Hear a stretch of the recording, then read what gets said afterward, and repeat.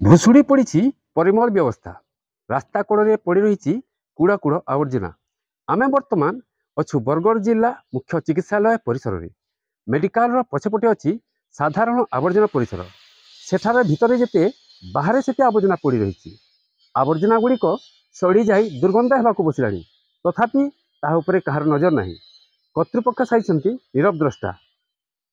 जड़े रोगी मेडिकल को उन्नत मानर चिकित्सा आसी था किंतु बरगढ़ जिला मुख्य चिकित्सालय रे एपरी दुर्गंध आवर्जनायुक्त परिवेश रोगीर स्वास्थ्यावस्था उन्नति परिवर्ते अवनति होगा बेसी समय लगभग बोली साधारण चर्चा होउछि। केवल बड़ा बड़ा कोठा तैयारी करदेले सुधुरी जाएनी स्वास्थ्यावस्था।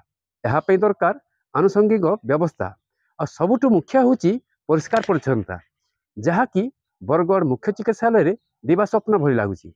आसतु मेडिकल कर्तृपक्ष पचारि बुझा यही आवर्जना परिचालन में कौन रही अफुविधा कौन पड़ रही एते दुर्गंधयुक्त आवर्जना। इठाने काम कबार करूँ ना फिक बोलचु फिकी दौन जहाँ कहले ना मानबार इति पेसेंट भल काण हे अवरी खराब हो जाऊँ जिते मना कले ना मानबार। रास्ता घाटे सब बोले गाड़ी मोटर उछे काम करूँ देख रड फड सब रखी मिस्त्री काम करूँ ये सब पकई दौन जहाँ मना कले ना मानबार। आम सब म्यूनिसिपालिटी की फॉलोअप नौ तब रेगुलारली फोन रे भी कहूँ प्लस लेटर रे भी रिप्लाई दौचु जे सार से क्लीयर करने म्यूनिसिपालिटी जो गाड़ी आसुनी कि अलिया जाऊनी बहुत लेट रे आसूची जोटा कि 15 दिन 20 दिन में थरे गाड़ी आसला हॉस्पिटल आमर डेली गदा हो मैला डेली बाहर जेनराल वेस्ट तो सेटा को गोटे दिन पर गोटे दिन गाड़ी आसी क्लीयर करते क्लीयर हो तो आम फॉलोअप नौ लेटर दौचु डीएमओ सार को कहूँ डीएमओ सार निजे भी कॉल कर फॉलोअप कर डेली दिने छाड़ी दिने गाड़ी आसता से क्लीयर हो।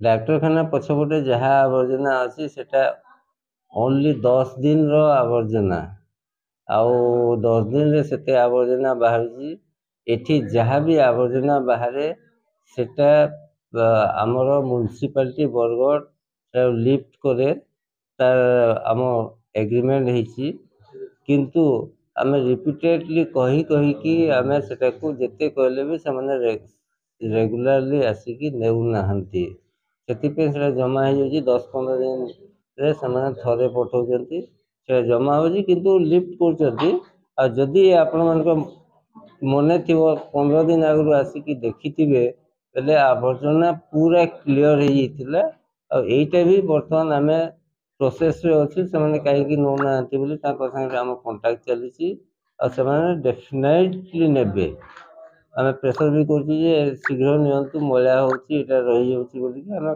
रिपीटेडली कहूँ। Bargarh Rajesh Kumar Mishra report A1 TV।